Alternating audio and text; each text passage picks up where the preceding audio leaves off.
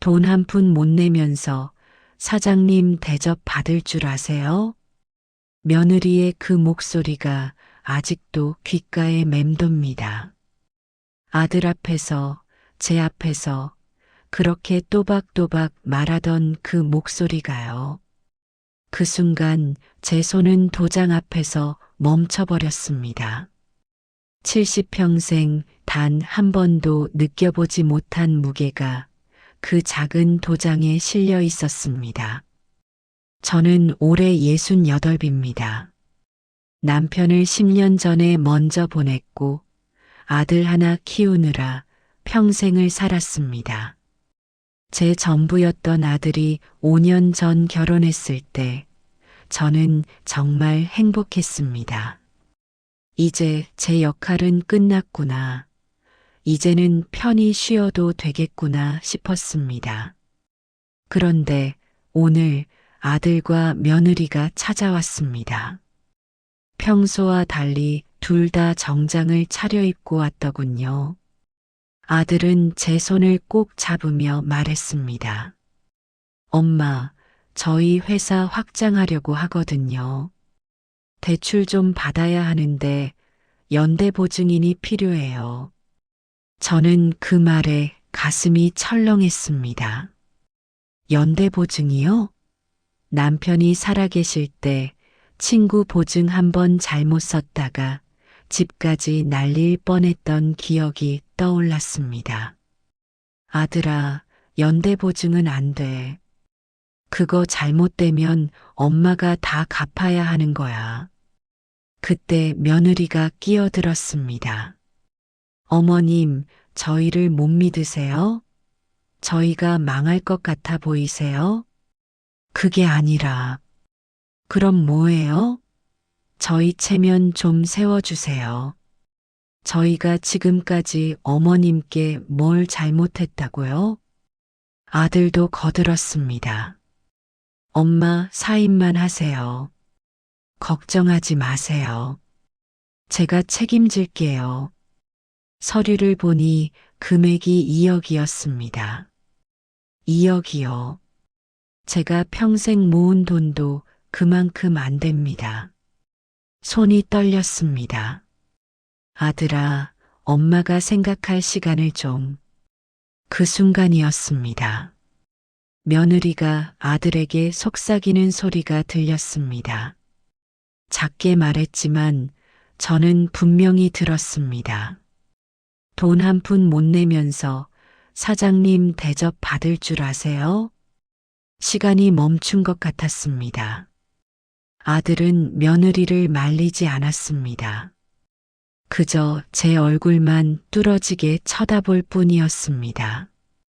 그 눈빛에는 기대가 아니라 조급함이 담겨 있었습니다. 저는 그제야 깨달았습니다. 이 아이들에게 저는 엄마가 아니었습니다. 그저 도장 찍어줄 사람, 돈 되는 사람, 체면 세워줄 사람일 뿐이었습니다. 며느리, 방금 뭐라고 했니? 며느리가 당황하며 말했습니다. 아무 말도 안 했는데요? 아니야.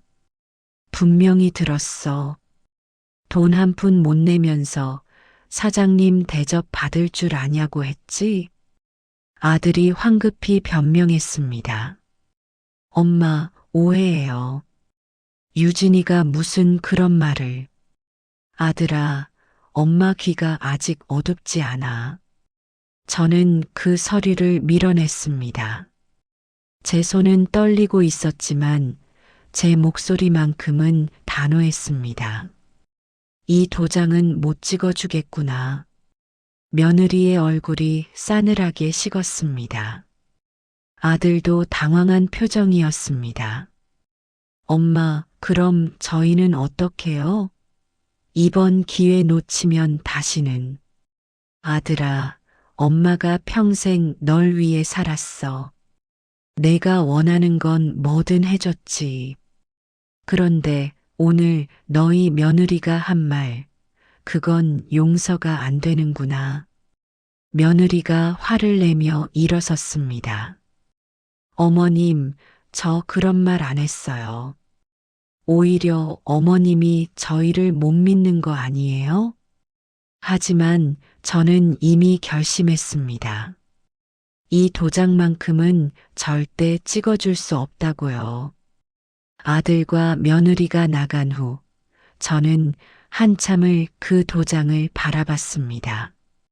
이렇게 작은 것이 제 인생을 지켜줄 수도 망칠 수도 있다는 게 참 무섭더군요. 그날 밤 아들에게서 문자가 왔습니다. 엄마, 생각 좀 해보세요.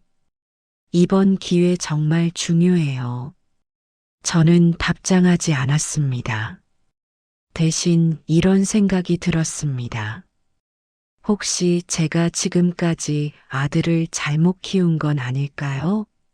며느리의 그 말을 아들은 왜 말리지 않았을까요? 그리고 다음 날 아침 더 충격적인 일이 벌어졌습니다. 다음 날 아침 현관문을 열자마자 깜짝 놀랐습니다. 아들과 며느리가 이미 와 있었습니다. 제가 새벽 시장 갔다 오는 시간을 알고 기다린 것 같았습니다. 엄마, 어제 말씀드린 거 다시 생각해 보셨죠? 아들의 목소리에는 어제와 달리 초조함이 묻어났습니다. 며느리는 아예 서류와 도장을 들고 와 있었습니다. 아들아, 엄마 말 어제 했잖니. 연대 보증은 안 된다고. 그때 며느리가 차가운 목소리로 말했습니다. 어머님, 그럼 저희가 파산하면 책임지실 거예요? 저희 인생 망치실 거예요? 뭐, 내가 너희 인생을 망쳐? 그럼요. 어머님만 도장 찍어주시면 되는데 안 찍어주시잖아요. 그럼 저희는 이번 기회 다 날리는 거예요. 아들이 제 손을 잡았습니다. 그 손이 너무 차가웠습니다. 엄마, 제발요. 엄마가 아니면 저희 도와줄 사람이 없어요. 그 순간 마음 한구석이 무너져 내렸습니다. 이 아이가 정말 제 아들이 맞나 싶었습니다. 그리고 문득 40년 전 그 분식집 앞에 서 있던 제 모습이 떠올랐습니다. 1978년 28배 저는 갓 태어난 아들을 업고 조그만 분식집 앞에 서 있었습니다. 남편은 공사판에서 일하다 다리를 다쳐 일을 할 수 없었습니다. 세 식구가 먹고 살려면 제가 나서야 했습니다. 언니, 분식집은 쉬운 장사 아니에요. 새벽부터 밤까지 쉴 틈이 없어요. 옆집 아주머니가 말렸지만 저는 그 가게를 인수했습니다. 월세 5만 원짜리 단칸방에서 시작한 분식집이었습니다. 처음에는 정말 힘들었습니다. 새벽 4시에 일어나 육수를 내고 밤 11시에 기름 묻은 철판을 닦고 그 사이에 아들 젖을 먹이고 기저귀를 갈았습니다. 손가락은 뜨거운 철판에 데이고 허리는 하루 종일 서 있느라 끊임없이 아팠습니다. 그래도 버틸 수 있었던 건 단 하나였습니다. 우리 아들만큼은 이 기름 냄새 맡지 않게 해주자는 그 일념이었습니다. 아들이 초등학교에 들어갈 무렵이었습니다. 학교 앞 큰 분식집 사장님이 제게 말했습니다.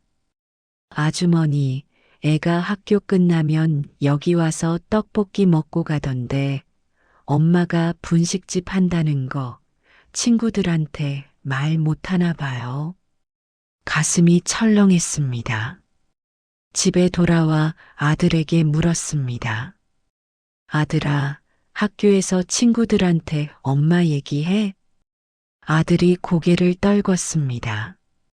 엄마, 애들이 분식집 냄새 난다고 놀려요. 그날 밤 저는 아들의 교복을 몇 번이고 삶았습니다. 하지만 기름 냄새는 쉽게 빠지지 않았습니다. 그때부터 저는 아들 교복은 집 밖 세탁소에 맡겼습니다. 한 벌에 3,000원이었지만 아들이 놀림받는 것보다는 나았습니다. 중학교 때는 더 힘들었습니다. 아들이 과외를 받고 싶다고 했습니다. 한 달에 20만 원이었습니다. 그때 분식집 한 달 수입이 50만 원 정도였으니 거의 절반을 과외비로 쓴 셈이었습니다. 아들아, 열심히 해야 한다. 엄마가 이렇게 벌어서라도 널 공부시킬게. 하지만 아들은 과외 선생님께 제 직업을 말하지 않았습니다. 그것도 나중에 과외 선생님이 우연히 가게에 들렀다가 알게 된 일이었습니다. 고등학교 때는 아들이 명품 운동화를 사달라고 했습니다. 친구들이 다 신는데 자기만 없다고 너무 창피하다고 했습니다. 30만 원이었습니다. 저는 한 달을 아침 저녁으로 라면만 먹으며 그 돈을 모았습니다. 엄마 고마워요. 아들이 새 운동화를 신고 기뻐하는 모습을 보며 저는 행복했습니다. 내 손가락이 뒤틀리고 허리가 굽어도 아들만 행복하면 된다고 생각했습니다. 대학교는 등록금이 한 학기에 300만 원이었습니다. 저는 분식집 영업시간을 늘렸습니다. 새벽 4시부터 밤 12시까지 문을 열었습니다. 하루 20시간을 일했습니다. 그렇게 4년을 버텼습니다. 아들이 대학을 졸업할 때쯤 저는 허리 디스크로 수술을 받아야 했습니다. 하지만 수술비가 아까워 계속 미뤘습니다. 아들 취업 준비에 돈이 더 필요했으니까요. 엄마, 제가 좋은 회사 들어가면 엄마 편하게 해드릴게요. 아들의 그 말을 믿고 저는 또 버텼습니다. 아들이 취업 준비하는 2년 동안 학원비, 자격증 비용, 정장가까지 다 됐습니다. 그리고 드디어 아들이 회사에 들어갔습니다. 저는 그날 가게 문을 일찍 닫고 아들이 좋아하는 갈비찜을 해줬습니다. 아들아, 축하한다. 이제 엄마도 좀 쉴 수 있겠구나. 하지만 아들은 제 기대와 달랐습니다. 엄마, 저 회사 다니면서 자기 개발해야 해요. 영어 학원도 다녀야 하고 MBA도 준비해야 하고요. 결국 저는 60이 넘어서도 분식집을 계속했습니다. 아들의 자기개발 비용을 대기 위해서였습니다. 그리고 5년 전 아들이 결혼한다고 했을 때 저는 마지막 힘을 짜냈습니다. 결혼식 비용, 신혼집 전세금, 가전제품까지 제가 다 마련했습니다. 분식집을 팔아서라도 아들 결혼은 제대로 시켜주고 싶었습니다. 엄마, 정말 고마워요. 이제 제가 효도할게요. 그 말을 마지막으로 저는 40년 하던 분식집 문을 닫았습니다. 손가락은 이미 관절염으로 펴지지 않았고 허리는 조금만 걸어도 아팠습니다. 그렇게 5년이 흘렀습니다. 그동안 아들은 단 한 번도 용돈을 준 적이 없었습니다. 명절 때 와서 밥 먹고 가는 게 전부였습니다. 그리고 오늘 아들이 제 앞에서 다시 말했습니다. 엄마, 제발 도장만 찍어주세요. 저는 그제야 깨달았습니다. 제가 40년 동안 키운 건 아들이 아니라 저를 이용할 줄만 아는 사람이었다는 거요. 아들아, 엄마가 너 키우느라 이 손가락이 이렇게 됐어. 이 허리가 이렇게 굽었어. 근데 넌 한 번도 엄마 아프다고 병원 같이 가자고 한 적이 없구나. 아들이 당황하며 말했습니다. 엄마, 그게 지금 무슨 상관이에요? 지금은 저희 일이 급하다고요. 그 말에 제 마음이 완전히 부서졌습니다. 아들의 그 말을 듣는 순간 저는 3년 전 그날이 떠올랐습니다. 아들이 회사를 그만두겠다고 했던 그날 말입니다.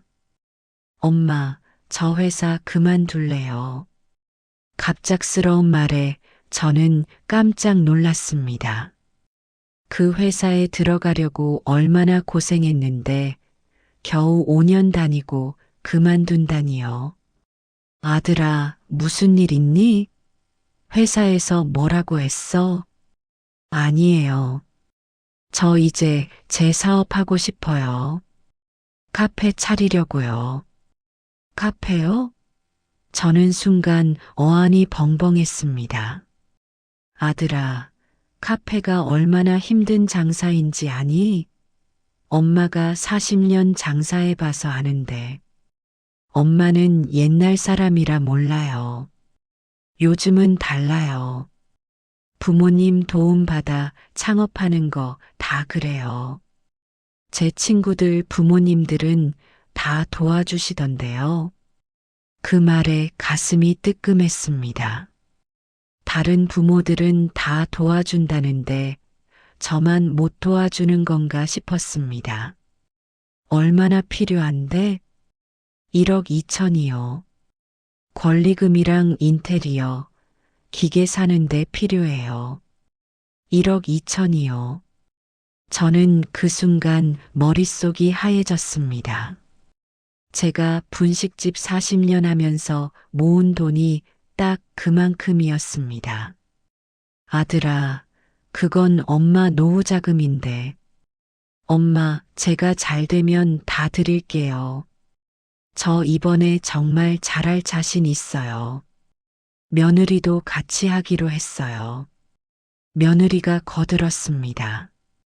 어머님, 저희 정말 열심히 할게요. 요즘 카페 대박 나잖아요. 저희도 할 수 있어요. 저는 망설였습니다. 그 돈은 제가 늙어서 아플 때 아들한테 손 벌리지 않으려고 모은 돈이었습니다. 하지만 아들의 간절한 눈빛을 보니 거절할 수가 없었습니다. 알았다. 엄마가 줄게. 그날 저는 은행에서 평생 모은 돈 1억 2천만 원을 찾아 아들에게 건넸습니다. 통장 잔고가 영원이 되는 걸 보면서도 아들이 성공하면 된다고 스스로를 위로했습니다. 아들은 강남 쪽에 카페를 열었습니다. 인테리어도 화려하게 하고 비싼 커피 기계도 들여놨습니다. 오픈날 저도 가봤습니다. 엄마 어때요? 멋지죠? 정말 멋있었습니다. 하지만 커피 한 잔 가격이 8,000원이나 했습니다. 제가 분식집에서 떡볶이 한 접시 팔던 가격이 3,000원이었는데 말입니다. 아들아, 이렇게 비싸도 손님들이 올까? 엄마, 요즘은 이 정도가 기본이에요. 걱정 마세요. 처음 3개월은 괜찮았습니다. 아들은 매일 카페 사진을 찍어 보내며 장사 잘 된다고 했습니다. 저는 안심했습니다. 그런데 6개월쯤 지나자 아들의 연락이 뜸해졌습니다. 전화를 해도 바쁘다며 짧게 끊었습니다. 아들아, 카페는 잘 돼? 네, 잘 돼요. 바빠서 못 가요. 그렇게 1년이 지났습니다. 어느 날 아들이 찾아왔습니다. 얼굴이 많이 상해 있었습니다. 엄마, 저 카페 접어야 할 것 같아요. 뭐, 1년밖에 안 됐는데 장사가 안 돼요. 적자가 너무 커요. 매달 적자가 300만 원씩 나요. 제 머릿속이 하얘졌습니다. 매달 300만 원씩 적자면 1년에 3,600만 원입니다. 그럼 지금까지 얼마나 잃은 거니? 벌써 5천만 원 넘게 나갔어요. 카드값도 밀리고 직원 월급도 밀렸어요. 저는 가슴이 무너져 내렸습니다. 제가 40년 동안 하루 20시간씩 일해서 모은 돈이 1년 만에 반 이상 날아간 겁니다. 그럼 이제 어떻게 하려고? 일단 문 닫고 다시 취업할게요. 권리금은? 그건 못 받을 것 같아요. 장사 안 되니까 아무도 안 사요. 결국 아들은 카페를 정리했습니다.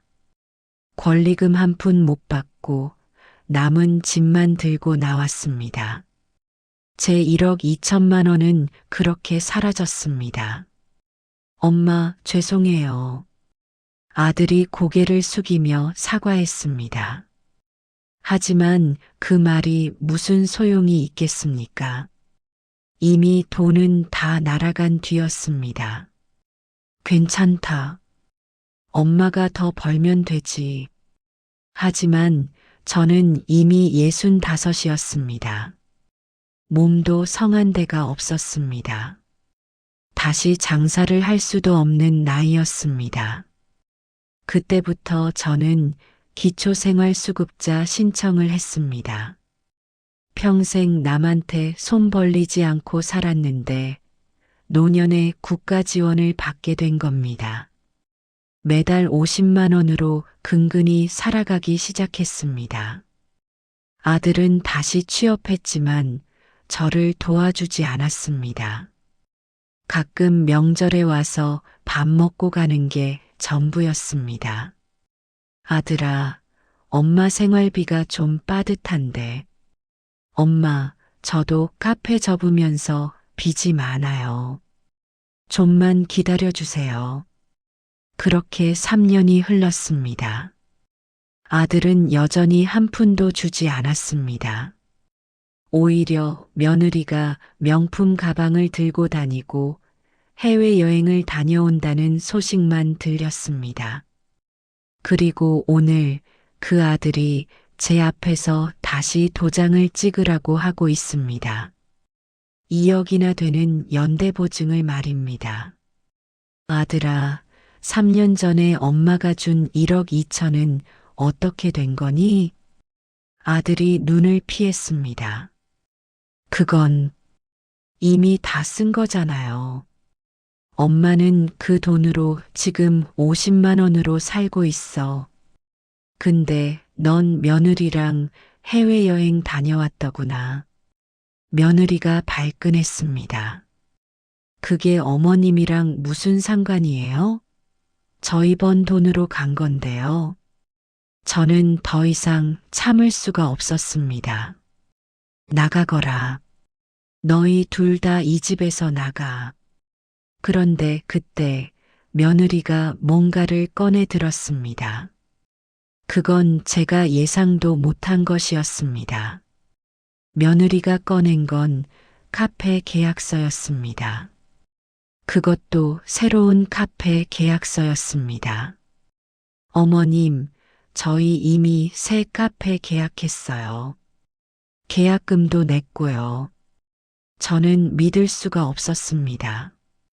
뭐, 그럼 3년 전 카페는? 그건 접었잖아요. 이번엔 다른 곳이에요. 훨씬 좋은 자리예요. 아들이 급하게 말을 이었습니다. 엄마, 이번엔 진짜 잘 될 거예요. 전문가한테 자문도 받았어요. 저번처럼 실패 안 해요. 저는 어이가 없었습니다. 제 돈 1억 2천을 날리고 3년 동안 생활비 한 푼 안 주면서 또 카페를 한다니요. 그래서 연대보증이 필요하다는 거니? 며느리가 차갑게 말했습니다. 네. 은행 대출 받으려면 연대보증인이 필요해요. 그게 부모 역할이잖아요. 부모 역할이라고요? 저는 그 말에 숨이 막혔습니다. 며느리, 부모 역할이 뭔지 아니? 자식 키우고 먹이고 가르치고 대학 보내고 결혼시키는 게 부모 역할이야. 근데 그 이상을 또 요구하는 거니?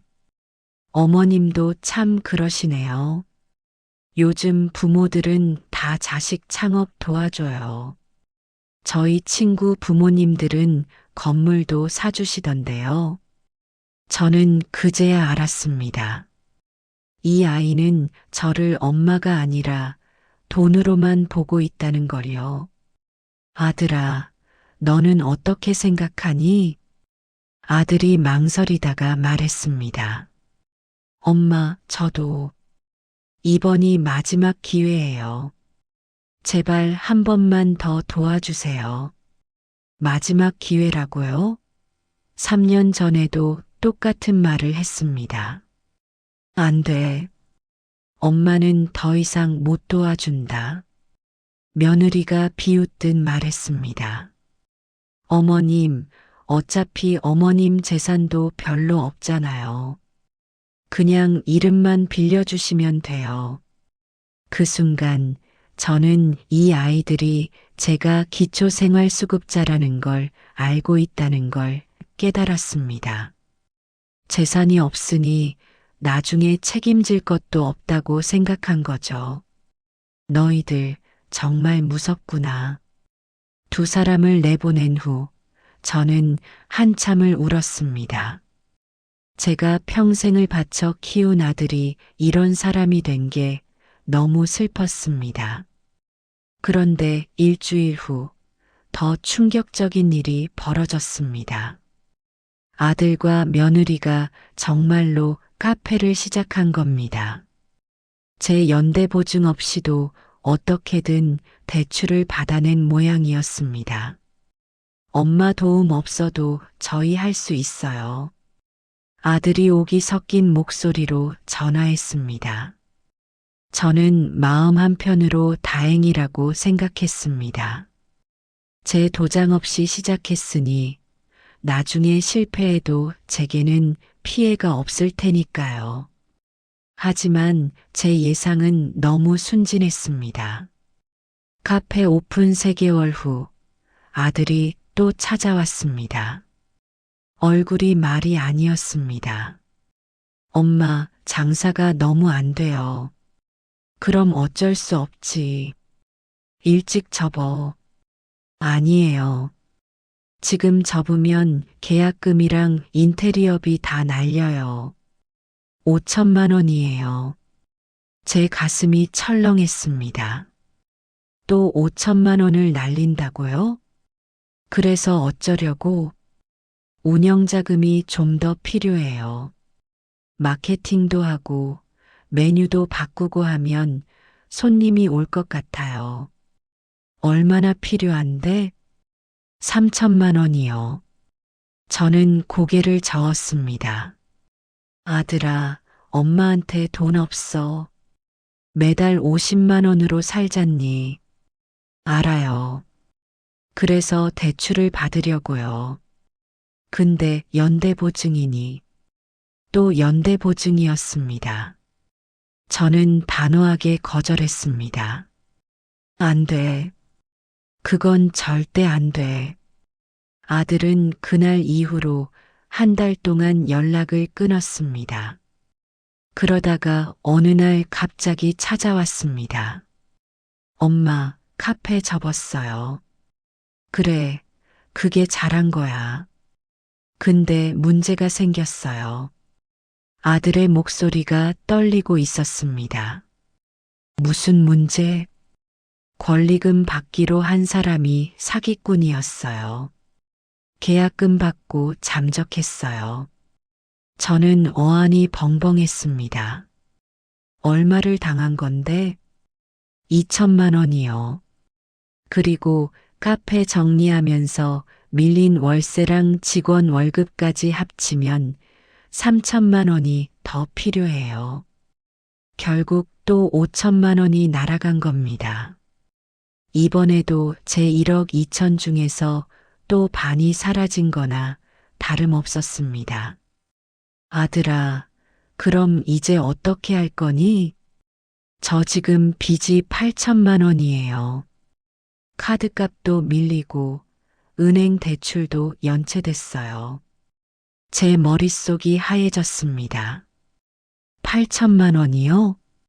그 돈 어떻게 갚을 거니? 모르겠어요. 회사 월급으로는 이자도 못 갚아요. 며느리가 끼어들었습니다. 그래서 어머님이 도와주셔야죠. 어머님 명의로 대출 좀 받아주세요. 저는 그제야 이 아이들의 계획을 알아차렸습니다. 처음부터 제가 연대보증을 안 서주면 결국 제 명의로 대출을 받게 만들려던 거였습니다. 안 돼. 엄마는 더 이상 못 도와줘. 어머님, 그럼 아들이 신용불량자 되는 거 보실 거예요? 며느리의 목소리가 날카로웠습니다. 그건 니네가 감당할 일이야. 아들이 제 손을 잡았습니다. 엄마, 제발요. 엄마 아니면 저 이제 어떻게 해요? 저는 아들의 손을 뿌리쳤습니다. 처음으로 아들의 손을 뿌리쳤습니다. 니네가 알아서 해. 엄마는 이제 지쳤어. 그날 이후로 한 달이 지났습니다. 그리고 오늘 아들과 며느리가 다시 찾아온 겁니다. 2억짜리 연대보증 서류를 들고 말입니다. 엄마, 이번에는 정말 확실한 사업이에요. 회사 확장하는 거예요. 하지만 저는 이제 알고 있었습니다. 이 아이들은 거짓말을 하고 있다는 걸요. 그리고 그 순간 현관문이 열렸습니다. 현관문이 열리는 소리에 고개를 돌렸습니다. 그런데 들어온 사람은 제가 전혀 예상하지 못한 사람이었습니다. 할머니, 제 손주였습니다. 이제 3살이 된 예쁜 손주가 저를 보고 달려왔습니다. 저는 손주를 안았습니다. 이 아이만큼은 순수했으니까요. 재민아, 우리 재민이. 그런데 며느리가 차갑게 말했습니다. 재민아, 이리 와. 할머니한테 가지 마. 재민이가 저에게서 떨어져 나갔습니다. 그 모습을 보며 저는 문득 1년 전 재민이 돌잔치가 떠올랐습니다. 그날도 이렇게 추운 겨울이었습니다. 며느리가 전화를 해왔습니다. 어머님, 재민이 돌잔치 하거든요. 오실 거죠? 당연하지. 엄마가 왜 안 가니? 그런데 어머님, 부탁이 있어요. 뭔데? 그날 손님들이 많이 오거든요. 제 친구들도 오고 남편 회사 사람들도 와요. 그러니까 어머님이 너무 눈에 띄지 않게 조용히 계셔주세요. 저는 그 말이 무슨 뜻인지 몰랐습니다. 무슨 소리니? 어머님 옷차림이나 그런 거요. 너무 튀지 않게 입고 오세요. 가슴이 뜨끔했습니다. 저는 평생 검소하게 살았습니다.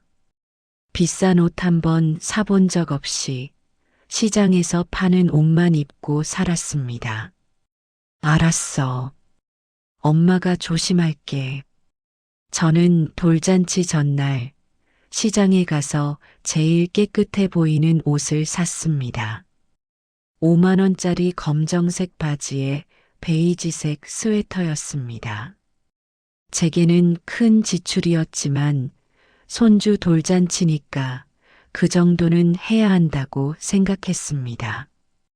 돌잔치 당일 저는 일찍 도착했습니다. 호텔 연회장이었습니다. 제가 평생 가본 적 없는 그런 고급 장소였습니다. 어서 오세요. 며느리가 저를 맞이했습니다. 하지만 제 옷차림을 보더니 얼굴이 굳었습니다. 어머님, 그렇게 입고 오셨어요? 왜?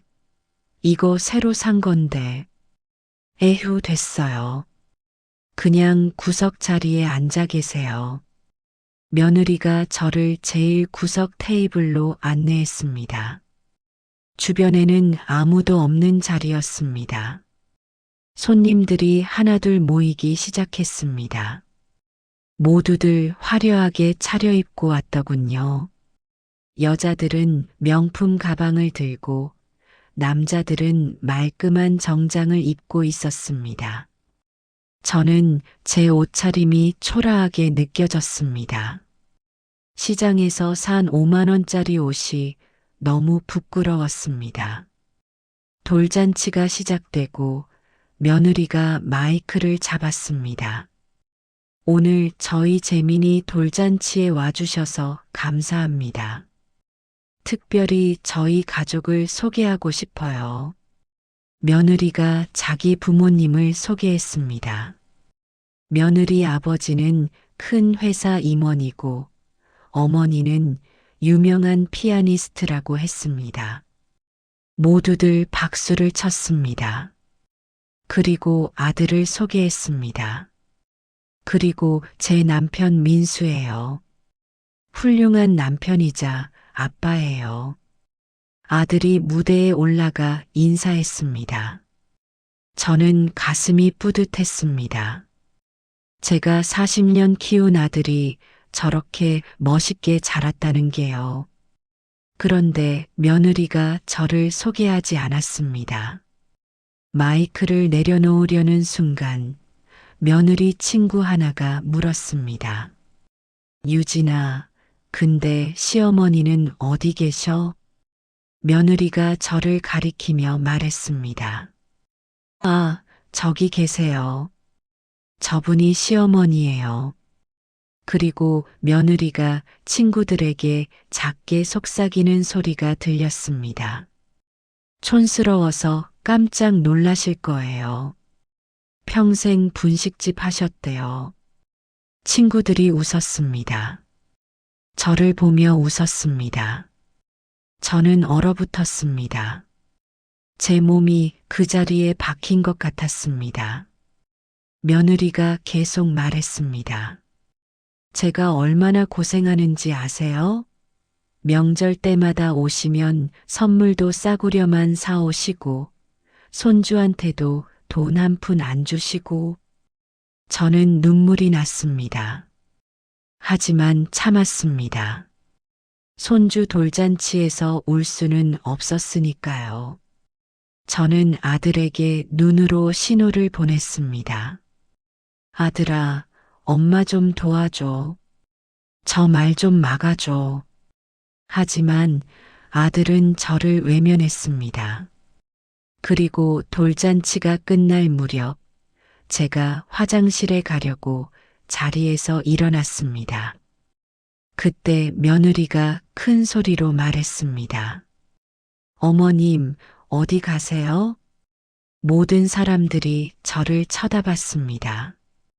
화장실 좀. 지금요? 곧 케이크 자르는데요. 분위기 파악 좀 하세요. 그 순간 아들이 저에게 다가와 작게 말했습니다. 엄마, 분위기 파악 좀 하세요. 조용히 좀 계세요. 저는 그 말에 가슴이 무너져 내렸습니다. 아들아, 너마저. 너마저 엄마를 이렇게 대하는 거니. 저는 그날 돌잔치가 끝나자마자 집으로 돌아왔습니다. 인사도 제대로 못하고 그냥 나왔습니다. 택시 안에서 참았던 눈물이 터져 나왔습니다. 기사님이 물었습니다. 할머니, 무슨 일 있으세요? 아니에요. 괜찮아요. 하지만 괜찮지 않았습니다. 제 마음은 산산조각 나 있었습니다. 집에 돌아와서도 며칠을 울었습니다. 제가 40년 동안 기름 냄새 맡으며 키운 아들이, 제가 평생 모은 돈 다 준 아들이 저를 부끄러워하고 있었습니다.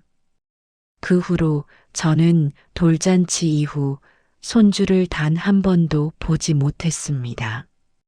며느리가 만나지 못하게 막았습니다. 어머님, 재민이가 할머니 보면 이상한 말 배워요.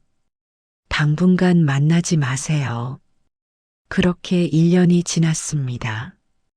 그리고 오늘 재민이가 제 앞에 있었습니다. 하지만 며느리가 재민이를 데려갔습니다.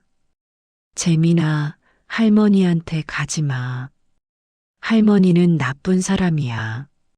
재민이가 저를 보며 물었습니다. 할머니 나빠요? 그 말에 제 심장이 찢어지는 것 같았습니다. 손주마저 저를 나쁜 사람으로 알고 있었습니다.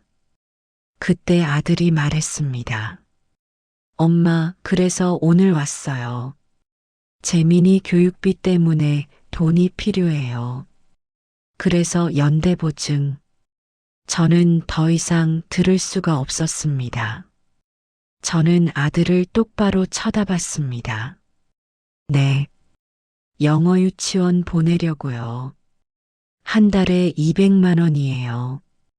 그 순간 며느리가 끼어들었습니다. 어머님, 솔직히 말씀드릴게요. 재민이 교육비만이 아니에요. 저희 새 사업 시작하려고요. 또 사업이요? 이번엔 달라요. 확실한 거예요. 투자자도 있고요. 아들이 가방에서 뭔가를 꺼냈습니다.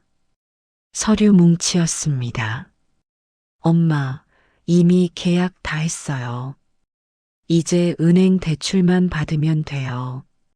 근데 연대보증인이 필요해서요. 저는 서류를 받아봤습니다.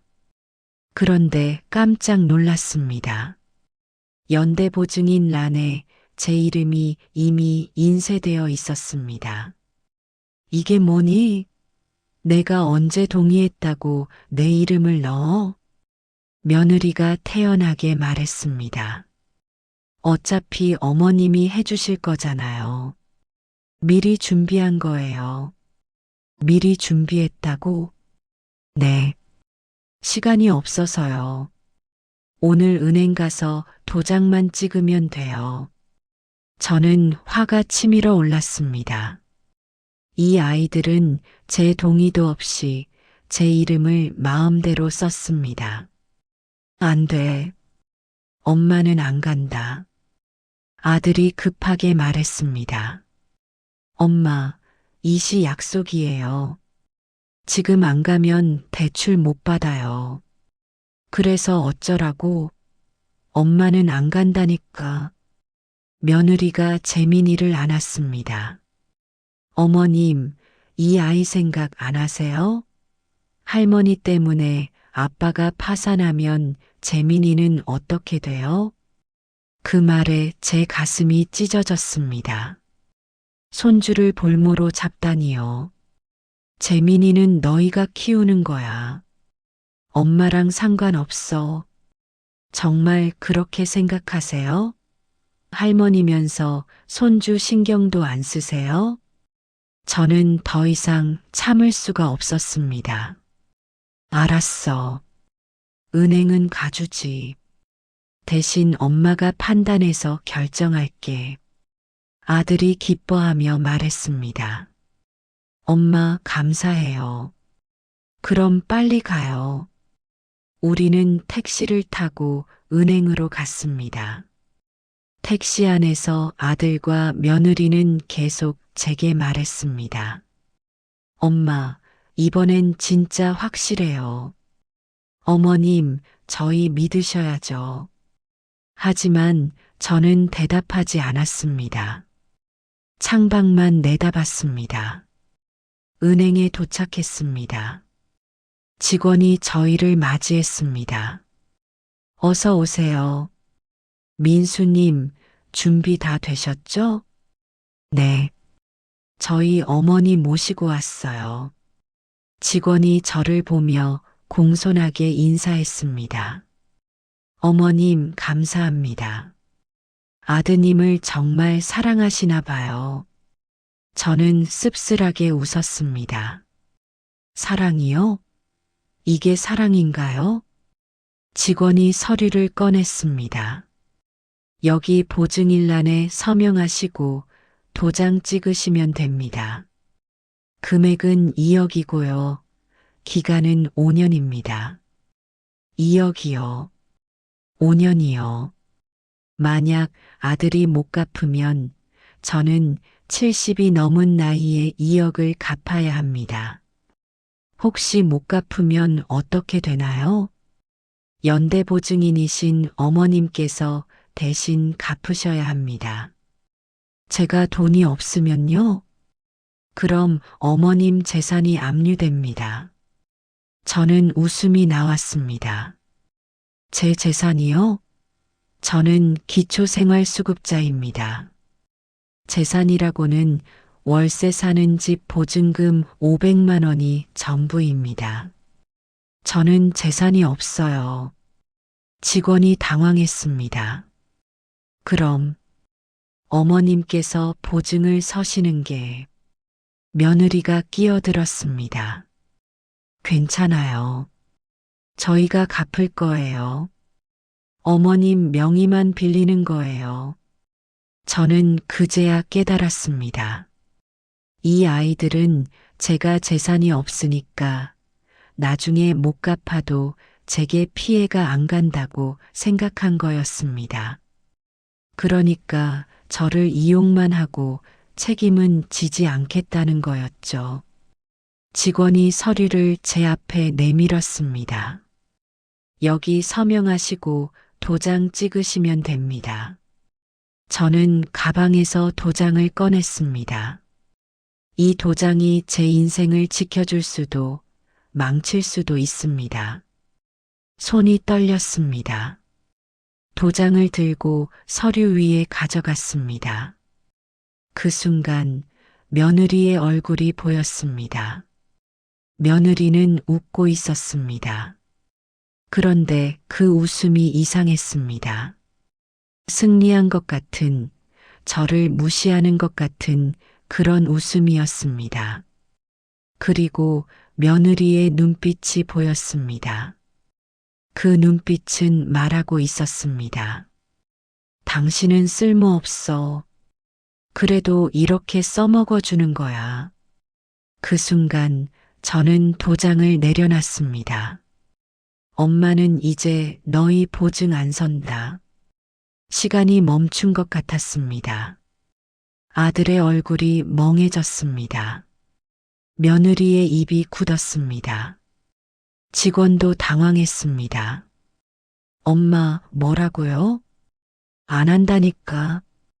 엄마는 이 서류에 도장 안 찍어. 며느리가 소리쳤습니다. 어머님, 지금 장난하세요? 여기까지 와서? 장난 아니야. 엄마 진심이야. 아들이 제 손을 잡았습니다. 엄마, 제발요. 이거 안 하면 저 정말 끝이에요. 내가 끝나는 건 내 책임이야. 엄마 책임 아니야. 며느리가 화를 냈습니다. 어머님, 그럼 지금까지 저희한테 받은 거는요? 밥 얻어먹고, 명절 때 용돈 받고, 손주 얼굴 보고, 그런 건 다 괜찮으세요? 저는 며느리를 똑바로 쳐다봤습니다. 받은 거요? 내가 뭘 받았는데? 너희한테 1억 2천 줬어. 40년 동안 모은 돈 다 줬어. 근데 내가 받은 게 뭐가 있어? 그건 어머님이 알아서 주신 거잖아요. 알아서 준 게 아니야. 너희가 달라고 해서 준 거야.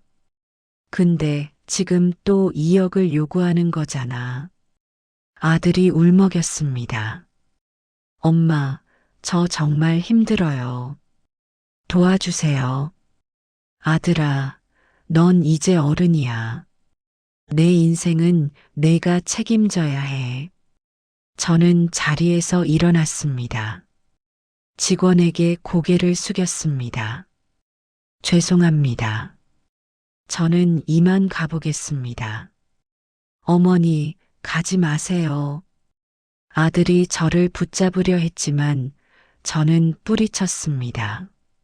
손 놔. 엄마 이제 안 돌아봐. 은행을 나와 길을 걸었습니다. 뒤에서 아들과 며느리가 뭐라고 소리치는 게 들렸지만 저는 돌아보지 않았습니다.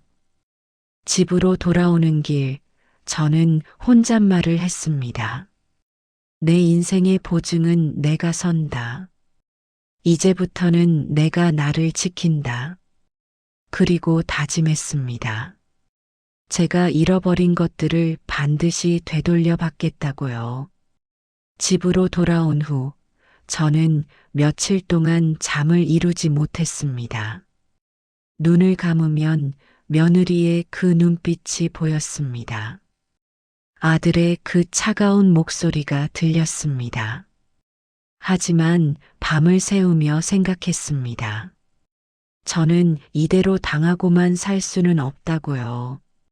70평생을 고생하며 살았는데 마지막까지 이용만 당할 수는 없다고요.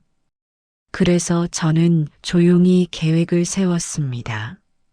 먼저 제가 한 일은 아들의 카페에 대해 알아보는 것이었습니다.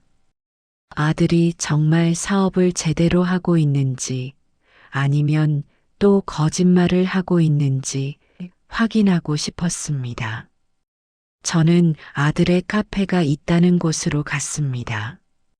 강남 쪽 건물 1층이었습니다. 카페는 생각보다 컸습니다. 하지만 손님은 거의 없었습니다.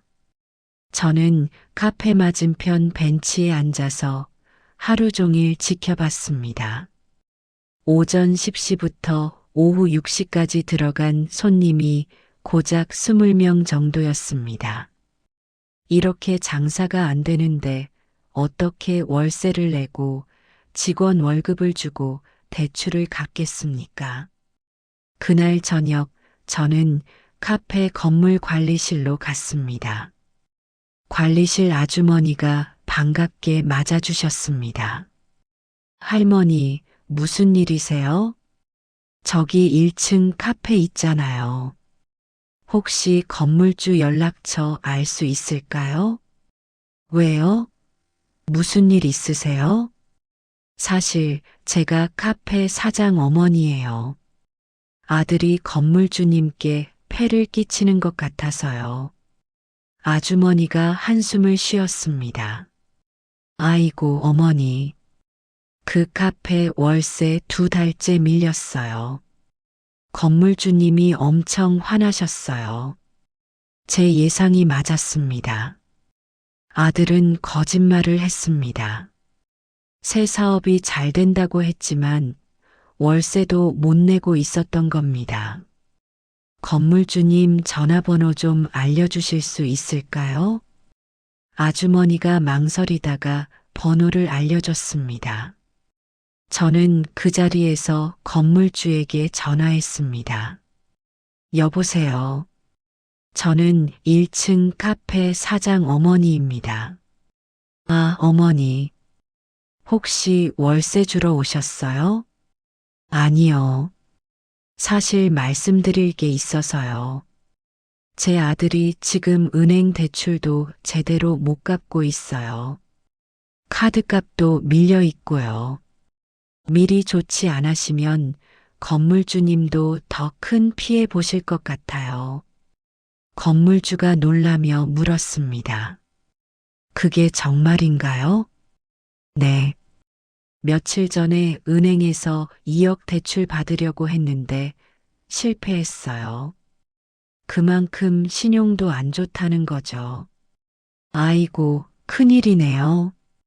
그럼 월세는 언제 받을 수 있을까요? 잘 모르겠습니다. 하지만 지금 계약 해지하시는 게 나으실 것 같아요. 알겠습니다. 내일 당장 계약 해지 통보 보내겠습니다. 알려주셔서 감사합니다. 전화를 끊고 저는 한숨을 쉬었습니다. 제 아들에게 이런 짓을 하다니. 하지만 이건 시작일 뿐이었습니다. 다음 날 저는 카페를 다시 찾아갔습니다. 이번에는 손님인 척하고 들어갔습니다. 며느리가 카운터에 있었습니다. 어서 오세요. 며느리는 저를 알아보지 못했습니다. 저는 모자를 깊이 눌러 쓰고 있었으니까요. 아메리카노 하나 주세요. 네, 6,000원입니다. 저는 카드로 계산했습니다. 그런데 카드 단말기에서 영수증이 나오지 않았습니다. 영수증 안 주시나요? 아, 필요하세요? 보통 안 드리는데. 네, 필요해요. 며느리가 귀찮은 듯 영수증을 뽑아줬습니다. 저는 그 영수증을 받아서 가방에 넣었습니다. 커피를 마시며 주변을 둘러봤습니다. 손님이 10명 정도 있었는데 다들 현금으로 계산하더군요. 그리고 며느리는 계산대에 현금을 그냥 넣고 영수증을 주지 않았습니다. 저는 그제야 알았습니다. 이 카페는 매출 신고를 제대로 하지 않고 있다는 것을요. 집에 돌아와서 저는 인터넷으로 세무서 신고 방법을 찾아봤습니다. 요즘은 국번 없이 126번으로 전화하면 세무 상담을 받을 수 있다고 하더군요. 여보세요. 신고하고 싶은 게 있는데요. 네, 말씀하세요. 제가 아는 카페가 있는데 현금 매출을 신고하지 않는 것 같아요. 어떻게 아셨나요? 제가 직접 가봤는데 현금 받고 영수증을 안 줘요. 그리고 카드 결제도 일부러 안 하려고 하고요. 주소 좀 알려주시겠어요? 저는 카페 주소를 알려줬습니다. 그리고 제가 받은 영수증과 제가 본 현금 거래 내역도 상세히 설명했습니다. 알겠습니다. 확인해 보겠습니다. 사흘 후 세무서에서 카페로 현장 조사를 나갔습니다. 제가 카페 앞을 지나가다 우연히 봤습니다. 세무서 직원 2명이 며느리와 이야기하고 있었습니다. 며느리의 얼굴이 새하얗게 질려 있었습니다. 저는 조용히 그 자리를 떠났습니다. 마음 한구석이 시원했습니다. 그날 저녁 며느리에게서 전화가 왔습니다. 전화를 받자마자 떨리는 목소리가 들렸습니다. 어머니, 큰일 났어요. 무슨 일인데? 누가 저희 카페를 세무서에 제보했대요. 세무조사 나왔어요. 그래, 그런 일도 있구나. 어머니, 혹시 어머니가 내가 뭘? 아니에요. 그냥요. 며느리는 더 이상 말하지 못하고 전화를 끊었습니다. 1시간 후 아들에게서 전화가 왔습니다. 엄마, 건물주가 계약 해지한대요. 월세 밀렸다고. 그래서 엄마, 혹시 엄마가 건물주한테 뭐라고 한 거 아니에요? 왜? 엄마가 뭐라고 했을 것 같은데? 아니에요. 그냥 이상해서요. 갑자기 이런 일이 연달아 일어나니까요. 아들아, 세상에는 우연도 있는 법이야. 엄마, 그리고 아들아, 엄마가 한 가지만 물어볼게. 너 정말 사업 잘하고 있었니? 아들이 침묵했습니다. 월세도 못 내고 매출 신고도 제대로 안 하면서 그게 사업이니? 엄마가 어떻게 해? 엄마가 알 건 다 알아. 이제부터 엄마를 우습게 보지 마. 저는 전화를 끊었습니다. 그날 밤 저는 오랜만에 편안하게 잠들었습니다. 오래 묵은 응어리가 한 겹 벗겨지는 것 같았습니다. 하지만 이건 시작일 뿐이었습니다. 저는 아직 할 일이 더 남아 있었습니다. 제가 잃어버린 1억 2천만 원, 그리고 제 존엄을 되찾아야 했습니다. 며칠 후, 저는 변호사 사무실을 찾아갔습니다. 변호사 사무실 문을 열고 들어갔습니다. 젊은 여자 변호사가 반갑게 맞아주셨습니다. 어르신, 무슨 일로 오셨어요? 제가 아들한테 돈을 줬는데 돌려받을 수 있을까요? 증거가 있으세요? 은행 이체 내역이 있어요. 1억 2천만 원이요. 변호사가 서류를 검토했습니다. 이건 증여인가요? 빌려준 건가요? 아들이 사업한다고 해서 준 건데 실패했어요. 차용증은 있으세요? 없어요. 아들인데 그런 거 안 썼어요. 변호사가 안타까운 표정을 지었습니다. 어르신, 솔직히 말씀드리면 돌려받기 어려워요. 차용증 없이 준 돈은 법적으로 증여로 봐요. 제 가슴이 무너졌습니다. 결국 제 돈은 돌려받을 수 없다는 말이었습니다. 그럼 엄마는 어떻게 해요? 최선은 아드님이 양심적으로 갚는 거예요. 하지만 법으로는 강제할 수 없어요. 저는 변호사 사무실을 나왔습니다. 허탈했습니다. 결국 제 돈은 그냥 날아간 거였습니다. 집으로 돌아오는 길, 저는 많은 생각을 했습니다. 돈은 돌려받을 수 없지만 적어도 더 이상 손해보는 건 막아야 한다고요. 그리고 일주일 후 제가 예상했던 일이 일어났습니다. 오후 3시쯤 집 초인종이 울렸습니다. 문을 여니 아들과 며느리였습니다. 둘 다 얼굴이 말이 아니었습니다. 엄마, 아들의 목소리가 떨렸습니다. 왜 왔니? 엄마, 카페 폐업 통보 받았어요. 그래서 건물주가 밀린 월세 다 내라고 해요. 600만 원이요. 그리고 은행 대출도 연체됐어요. 이자만 한 달에 200만 원이에요. 며느리가 울먹이며 말했습니다. 어머니, 저희 정말 큰일 났어요. 어머니가 도와주셔야 해요. 저는 두 사람을 빤히 쳐다봤습니다. 내가 왜 도와줘야 하는데?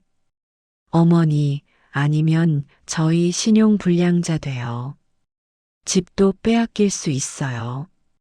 그건 너희 문제야. 엄마랑 상관없어. 아들이 제 손을 잡으려 했지만 저는 뿌리쳤습니다. 엄마, 제발요. 저희는 가족이잖아요. 그 말에 저는 웃음이 났습니다. 가족이요? 가족이면 나를 처음부터 그렇게 대하지는 않았겠지. 엄마, 무슨 말이에요? 아들아, 너 엄마를 창피해했잖아. 돌잔치 때 분위기 파악하라고 했지. 며느리는 엄마를 촌스럽다고 비웃었고, 며느리가 당황하며 말했습니다. 어머니, 그건. 그리고 엄마한테 돈 한 푼 못 내면서 사장님 대접 받을 줄 아냐고 했지. 그 말 잊지 않았어. 며느리의 얼굴이 새하얗게 변했습니다. 어머니, 죄송해요. 제가 잘못했어요. 지금 와서 사과해. 늦었어. 아들이 울기 시작했습니다. 엄마, 저 정말 죄송해요. 제가 엄마한테 못되게 굴었어요. 용서해 주세요. 용서는 해줄 수 있어. 근데 도움은 못 줘. 엄마를 그렇게 대하던 너희에게 내 돈이든 내 인생이든 단 한 푼, 단 하루도 더 줄 생각 없다. 며느리가 소리쳤습니다. 어머니, 그럼 저희 어떻게 해요? 아들 둘 키우는 젊은 부부가 신용불량자 되면 어떻게 살아요? 너희가 알아서 해. 엄마도 68세에 기초생활수급자로 살아가잖아. 너희도 할 수 있어. 그 순간 며느리가 무릎을 꿇었습니다. 어머니, 제발이요. 다시는 그렇게 안 할게요. 어머니 모시고 잘 살게요. 저는 며느리를 내려다봤습니다. 그 모습이 처량했습니다. 하지만 제 마음은 흔들리지 않았습니다. 무릎은 내가 꿇고 싶어서 꿇는 거지. 내가 원해서가 아니야. 일어나. 어머니. 그리고 며느리 한 가지만 말해줄게. 내가 나한테 했던 말들, 나한테 보였던 눈빛들, 그거 다 기억해. 지금 내가 무릎 꿇는다고 해서 그게 지워지는 거 아니야. 아들이 바닥에 주저앉았습니다. 엄마, 그럼 저는 어떡해요? 저 정말 끝이에요. 아들아, 내가 끝나는 건 내가 선택한 거야. 엄마 말 안 듣고 사업 무리하게 버리고 거짓말하고 그게 다 내 선택이었어. 엄마. 그리고 아들아, 마지막으로 한 가지만 말해줄게. 너희가 나를 함부로 했던 만큼 이제 너희의 미래에서도 나는 빠질 거야. 며느리가 울부짖었습니다. 어머니, 재민이는요? 재민이 생각은 안 하세요? 재민이는 너희가 키우는 거야. 할머니 없이도 잘 키울 수 있을 거야. 너희가 재민이한테 할머니는 나쁜 사람이라고 가르쳤잖아. 그건 이제 가거라. 너희 둘 다. 그리고 다시는 이 집에 오지 마. 아들과 며느리가 일어났습니다. 아들이 마지막으로 말했습니다. 엄마, 정말 이러실 거예요? 그래. 엄마는 이제 너희를 도와주지 않을 거야. 두 사람이 나간 후 저는 한참을 그 자리에 서 있었습니다. 가슴 한구석이 아팠습니다. 하지만 동시에 시원했습니다. 저는 창문을 열었습니다. 찬 바람이 들어왔습니다. 저 멀리 하늘이 맑았습니다. 정말자야, 이제 복수 끝났다. 이제부터는 너를 위해 살아라. 저는 스스로에게 속삭였습니다. 그날 밤 저는 침대에 누웠습니다. 이상하게도 마음이 편안했습니다. 40년 동안 아들을 위해 살았고 5년 동안 이용당하며 살았지만 이제는 끝이었습니다. 저는 눈을 감았습니다. 그리고 70년 인생에서 처음으로 깊은 잠에 빠져들었습니다. 꿈속에서 저는 젊었습니다. 분식집도 없었고 아들도 없었고 그저 자유로웠습니다. 제가 원하는 대로 살 수 있는 그런 세상이었습니다. 다음 날 아침 저는 상쾌하게 일어났습니다. 거울을 봤습니다. 제 얼굴의 주름은 그대로였지만 눈빛이 달랐습니다. 이제는 누군가의 엄마가 아니라 정말 잘하는 한 사람이었습니다. 저는 가방을 챙겼습니다. 그리고 집을 나섰습니다. 오늘부터 제 인생이 시작되는 거였습니다. 복지관에 가서 노인 일자리 프로그램에 신청했습니다. 비록 작은 돈이지만 제 힘으로 벌 수 있었습니다. 그리고 도서관에 가서 책을 빌렸습니다. 평생 책 읽을 시간이 없었는데 이제는 시간이 있었습니다. 저녁에 집으로 돌아오는 길, 저는 웃고 있는 제 모습을 발견했습니다. 오랜만에 진짜 웃음이었습니다. 끝까지 시청해 주셔서 정말 감사합니다.